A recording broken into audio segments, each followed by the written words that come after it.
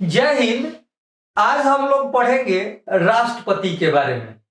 राष्ट्रपति की योग्यता क्या होती है, राष्ट्रपति कौन बन सकता है, राष्ट्रपति का पद कितने दिनों के लिए होता है और क्या आप राष्ट्रपति बन सकते हैं। ये सारे क्वेश्चन का जवाब इस वीडियो के माध्यम से आप लोगों को दी जाएगी। तो सबसे पहले राष्ट्रपति शब्द जो है वो आपके संविधान के अनुच्छेद 52 में दिया गया है। अनुच्छेद 52 में दिया गया है कि भारत में एक राष्ट्रपति होंगे और राष्ट्रपति जो है वो कार्यपालिका के हेड होते हैं। तो आप लोगों से बहुत एग्जाम्स ऐसे हैं जिसमें क्वेश्चन पूछे जाते हैं कि कार्यपालिका का हेड कौन होता है। तो अगर क्वेश्चन ऐसा आ रहा है कि कार्यपालिका का हेड कौन होता है तो आपका जवाब होगा राष्ट्रपति। लेकिन अगर क्वेश्चन में दे दिया गया है कि कार्यपालिका का वास्तविक हेड कौन होता है, यदि वास्तविक शब्द को ऐड कर दिया गया है तो कार्यपालिका का वास्तविक हेड जो है वो प्रधानमंत्री होते हैं। जो राष्ट्रपति होते हैं वो प्रधानमंत्री और मंत्री परिषद के सलाह पर ही कार्य करते हैं। कहा गया है कि राजा कोई गलती नहीं कर सकता। राष्ट्रपति अगर भारत में देखा जाए, भारत के संदर्भ में देखा जाए तो राष्ट्रपति एक मूर्ति की तरह है। जो उनको जो कहा जाएगा, जो चीज उनको सलाह दी जाएगी उसी के अनुसार उनको चलना होता है। वही जो प्रधानमंत्री और मंत्री परिषद जो कहेंगे उसके अनुसार राष्ट्रपति कार्य करते हैं। तो आपके अनुच्छेद 52 यानी आर्टिकल 52 में दिया गया है राष्ट्रपति यानी भारत के एक राष्ट्रपति होंगे। ये आपके इस अनुच्छेद में दिया गया है। अब देख लेते हैं अनुच्छेद 53 में दिया गया है कि संघ की कार्यपालिका की शक्ति। इस अनुच्छेद को हम लोग थोड़ा सा बाद में पढ़ लेंगे, शॉर्ट में समझ लेते हैं। ये बहुत बड़ा है और राष्ट्रपति का पूरा शक्ति और संघ का शक्ति क्या होता है इस चीज को डिटेल्स में हम लोग पढ़ लेंगे। देखिए इसमें क्या है कि कार्यपालिका का, संघ का कार्यपालिका का जो शक्ति होगा वो राष्ट्रपति में निहित होगा। ये तो मैंने आप लोगों से पहले ही बताया। लेकिन ये जो शक्ति है इसका उपयोग राष्ट्रपति अपने मन से नहीं कर सकते हैं। कभी भी जो शक्ति है इसका उपयोग प्रधानमंत्री और जो मंत्री परिषद होते हैं, मंत्रीगण,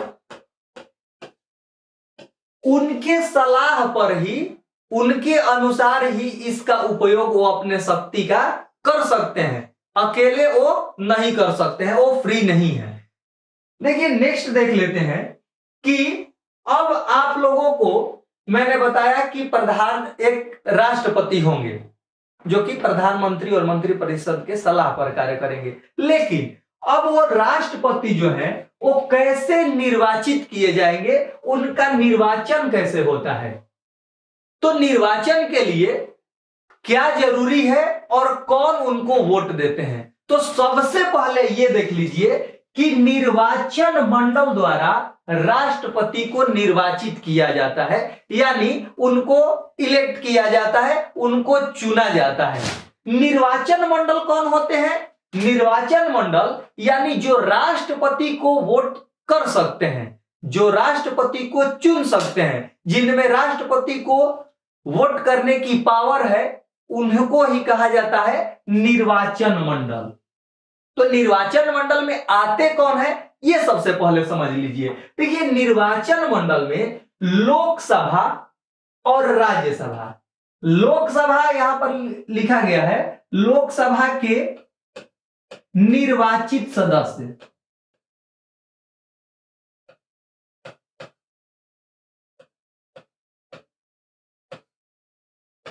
देखिए लोकसभा के निर्वाचित सदस्य ये सबके निर्वाचित सदस्य होंगे।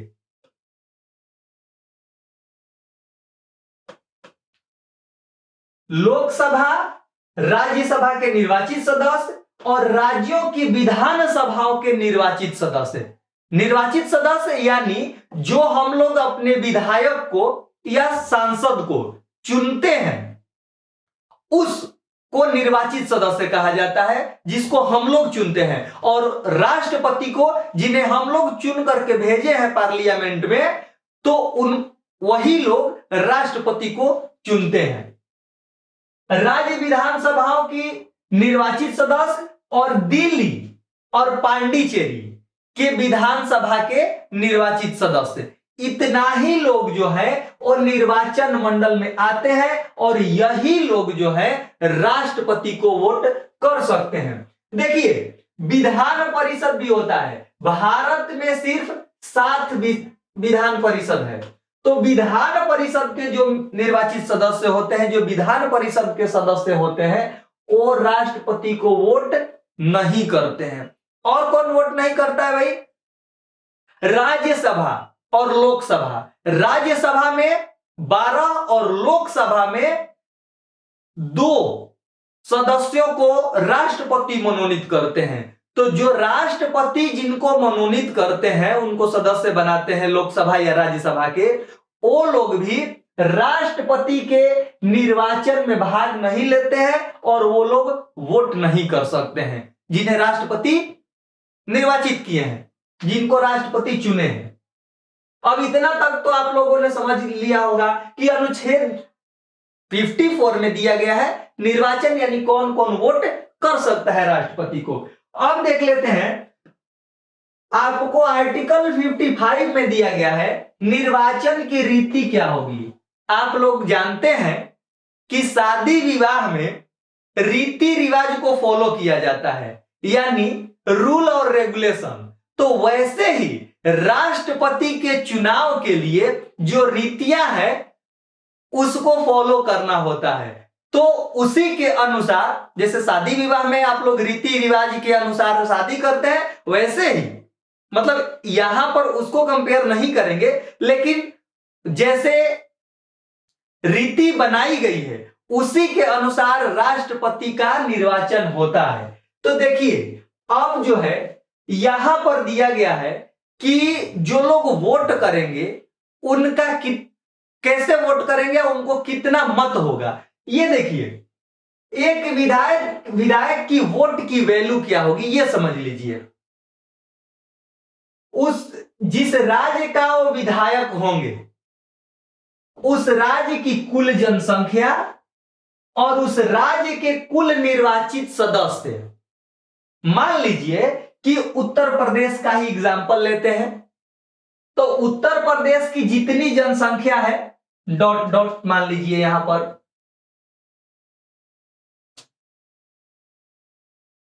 पर देख लेते हैं।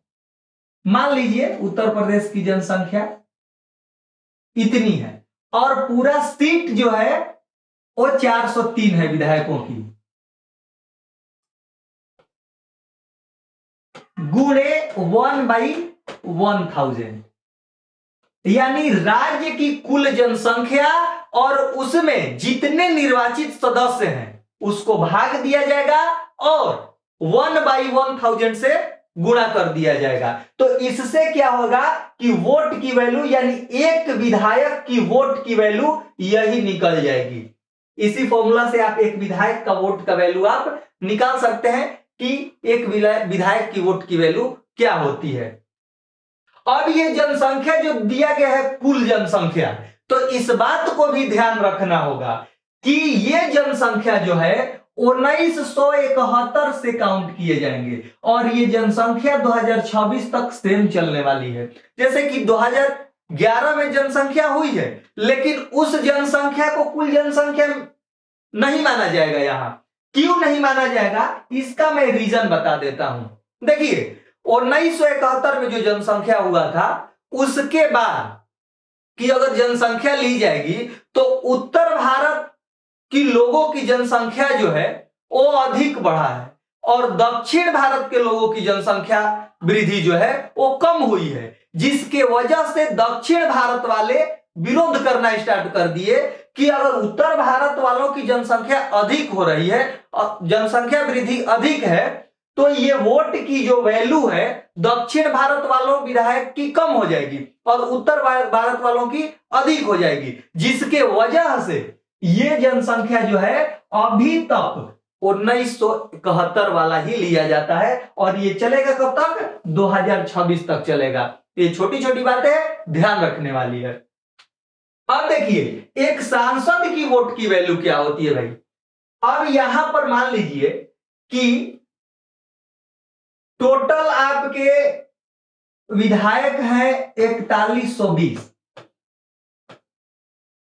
और इनके वोट की वैल्यू टोटल जितना आएगी। अब एक वोट का वैल्यू तो आप लोगों को पता हो गया, तो सारे राज्यों को के विधायकों की संख्या है 4120 और वोट की वैल्यू जो आएगी उससे गुणा कर लीजिए। अब जितना वोट का वैल्यू है, मान लीजिए 129 आया है या जो भी आया है, तो इतने जितने सारे टोटल मत होंगे, यहां पर देख लीजिए कुल विधायकों का मत मूल्य, यानी जितने सारे विधायक होंगे सारे स्टेट्स के, उनका पूरा मत मूल्य और भागा में क्या किया जाएगा?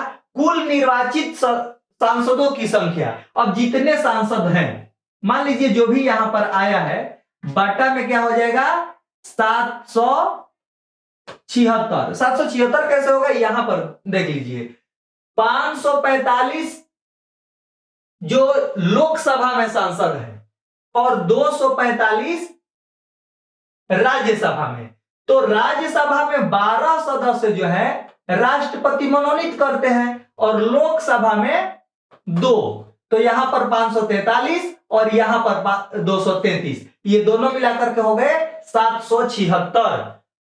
776 यानी कितना मत मूल आया है? लगभग 10 लाख आता है। तो 776 से भाग दे दिया जाएगा और इसमें किसी चीज से गुणा नहीं की जाएगी। अब यहां पर देख लीजिए अनुपातिक प्रणाली। अनुपातिक प्रतिनिधित्व प्रणाली से जो है राष्ट्रपति का चुनाव होता है। अनुपातिक क्या हो जाएगा? यानी पूरे राज्यों में जो विधायक का मत मूल्य आया है, यानी उनके मत का जो मूल्य है उतना, और पूरे जो सांसद हैं लगभग बराबर हो जाएगा। क्योंकि देखिए यहां पर 4120 विधायक हैं और यहां पर मात्र 776 सांसद हैं, तो ये दोनों का इक्वल हो जाएगा। यहां पर अगर कुल मत में ये भाग दे दिया जाएगा तो लगभग इतने लोगों का जितना मत आया है उतना ही एक सांसद का, लगभग टोटल सांसद का उतना ही आ जाएगा, क्योंकि बाटा में तो उतना हो गया है।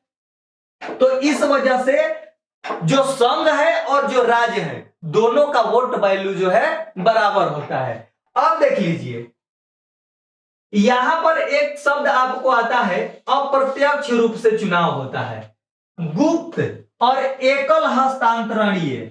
ये अलग बात है कि जो पार्टी वाले होते हैं पहले बता दी जाती है कि इन्हीं को राष्ट्रपति चुनना है और वो सब लोग जो है सांसद या विधायक जो उनके पार्टी वाले होंगे वो वोट करेंगे जिनको चुनना है। लेकिन इसमें गुप्त मतदान होता है, किसी को जो मत दिए हैं वो बताएंगे नहीं, दिखाएंगे नहीं, गुप्त रूप से किया जाता है। और एकल हस्तांतरणीय यानी अपने हाथ में जो वोट दिए हैं आप बताएंगे नहीं कि किन्हें दिए हैं, मैं किन्हें दिया हूं। अब देखिए अब एक राष्ट्रपति को कितना वोट मिलना चाहिए, कितना वोट अगर मिल जाएगा तो राष्ट्रपति बनेंगे। तो जितने कुल वैध मत होंगे बटा में 2+1 यानी 50% +1 तभी राष्ट्रपति बन पाएंगे। अब राष्ट्रपति बनने के लिए इतना जरूरी है। और मान लीजिए कि यहां पर 4 लोग A, B, C और D राष्ट्रपति चुनाव के लिए खड़े हो गए हैं। कितने लोग? 4 लोग। और 4 लोगों में यहां पर 50% +1 होना ही चाहिए, इससे कम होगा तो कोई नहीं बन सकता है। और मान लीजिए किसी का 50% पार नहीं हुआ, मान लीजिए इनको मिल गया 45% और इनको मिल गया 30% और इनको मिल गया 20% और इनको मिल गया 5%। अब देखिए तो अगर ऐसा वोट परसेंटेज आ रहा है तो ये जो है राष्ट्रपति कोई नहीं बन पाएगा। तो अब इसमें क्या होता है कि दूसरा चरण होगा। तो ऐसा नहीं होगा कि वो चुनाव जो है कैंसिल हो जाएगा और फिर से होगा। इसमें क्या होता है कि जो सबसे लास्ट में है, द्वितीय चरण होता है इसमें। अब जो सबसे लास्ट में है, तो जिस परसेंट के हिसाब से उन लोगों को वोट मिला है, उसी परसेंट के हिसाब से जो लास्ट वाले हैं उनका परसेंटेज इन लोगों में जोड़ दिया जाता है। तो मान लीजिए कि द्वितीय चरण में भी इनका 48 पहुंच पा रहा है। तो जब तक 50% प्लस 1 ना हो जाए या 51% ना हो जाए, तब तक ये प्रोसेस चलता रहेगा, अगर अधिक लोग खड़े रहेंगे तो। अब इनका मान लीजिए 58 हो गया और इनका 31 हो गया, इनका 21 हो गया। तो अब इनका जो थर्ड पे है, इनके वोट परसेंट को जिस परसेंट से आया है उसी परसेंट से जोड़ दिया जाएगा, और उनका जब 50% से अधिक आ जाएगा, 50% से प्लस में आ जाएगा, तो वो राष्ट्रपति बन जाएंगे। इतना बातें तो आप लोग अच्छे तरीके से समझ लिए होंगे। अब देख लेते हैं कि मान लीजिए नेक्स्ट आर्टिकल में आपको दिया गया है कि कार्यकाल क्या होगा राष्ट्रपति का। राष्ट्रपति तो बन गए, यहां पर आप लोगों ने राष्ट्रपति बना दिया, और उनका कार्यकाल क्या होना चाहिए। तो कार्यकाल जो है, जिस दिन शपथ लेंगे, जिस दिन वो शपथ लेते हैं, और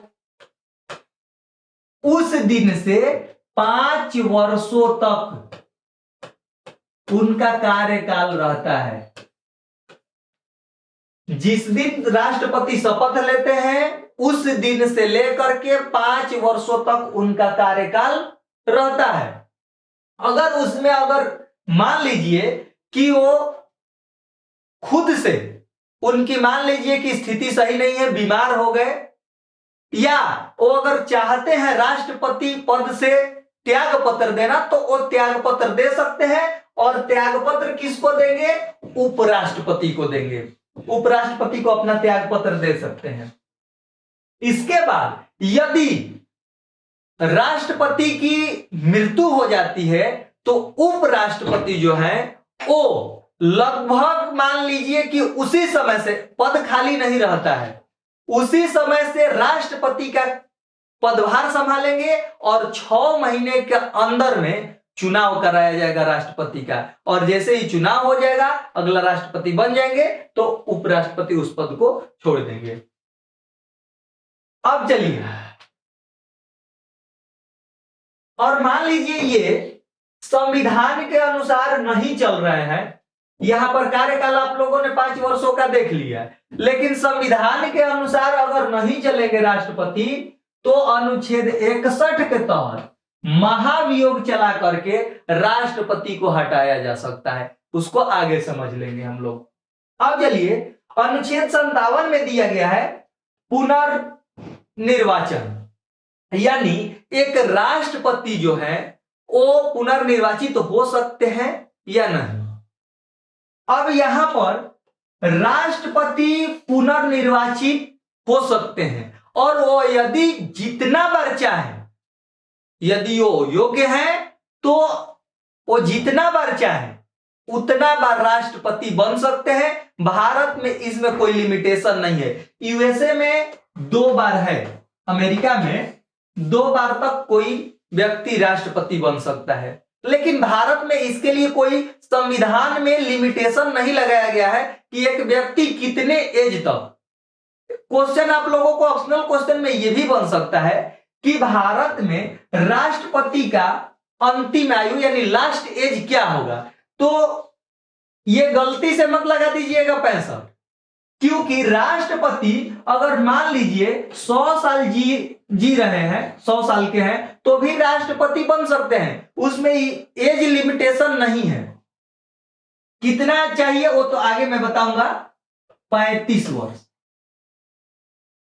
कम से कम 35 से प्लस होनी चाहिए, वो तो आगे मैं बता देता हूं। चलिए यहां पर देख लीजिए, अब राष्ट्रपति किसी भी पद को ग्रहण करने के लिए योग्यताएं होती है, वैसे ही राष्ट्रपति बनने के लिए योग्यता की जरूरत है। तो उसमें योग्यता क्या होनी चाहिए, ये अब हम लोग देख लेते हैं, जो कि आर्टिकल 58 में दिया गया है। क्वालिफिकेशन, देखिए सबसे पहली योग्यता यह है कि भारत में जो व्यक्ति राष्ट्रपति बनेंगे वो भारत के नागरिक होंगे।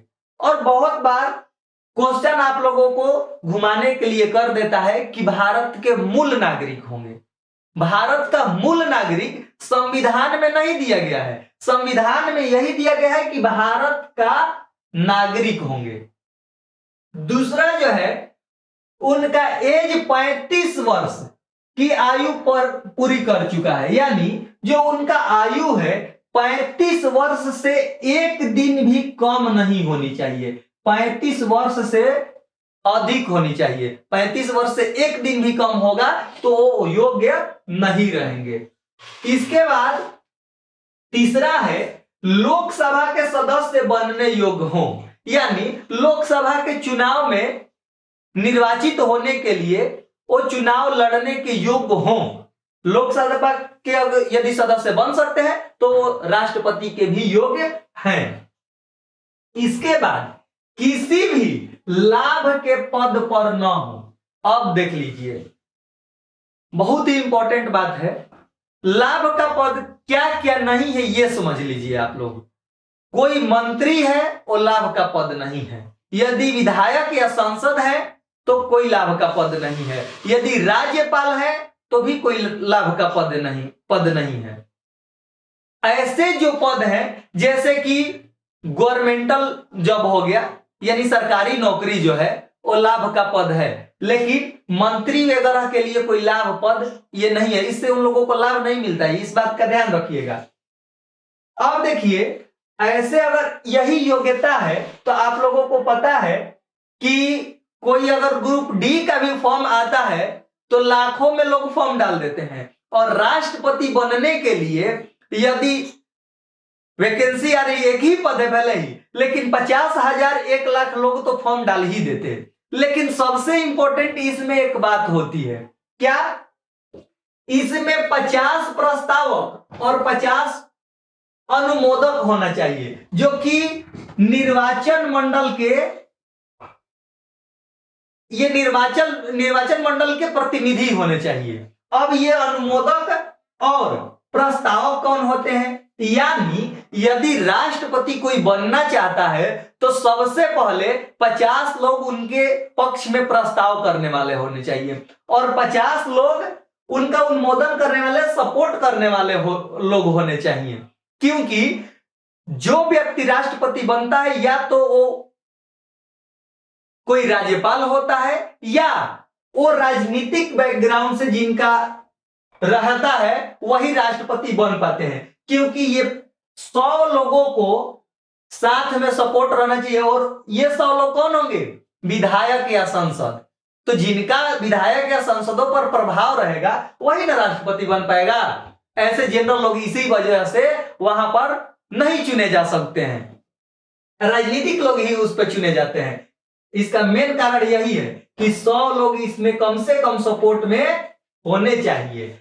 अब देख लेते हैं, आप लोगों को मैंने बताया राष्ट्रपति जो है, उन लोगों से जो भी राष्ट्रपति के लिए खड़े होंगे 15,000 रुपया उनका जमानत राशि रहता है, जो कि आरबीआई में जमा होता है। और यदि 1/6 यानी कुल मत जो है उनके 1/6 हिस्सा 1/6 यदि वो नहीं लाते हैं तो उनका क्या होता है? जमानत जब्त हो जाता है। किसी भी इलेक्शन में आप लोग सुने होंगे कि कोई खड़ा हुआ है और वो जीता नहीं, उसका जमानत जब्त हो गया। तो जमानत जब्त का मतलब क्या होता है ये समझ लीजिए। जो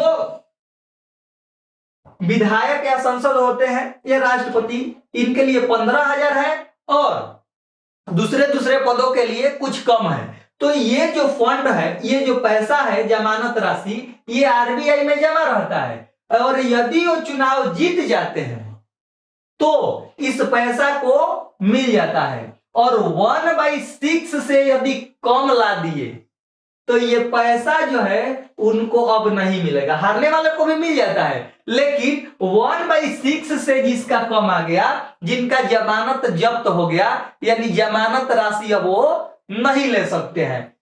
अब इतना तो आप लोगों को क्लियर हो गया होगा कि योग्यता क्या है। अब नेक्स्ट देख लेते हैं कि शर्तें क्या है राष्ट्रपति के लिए।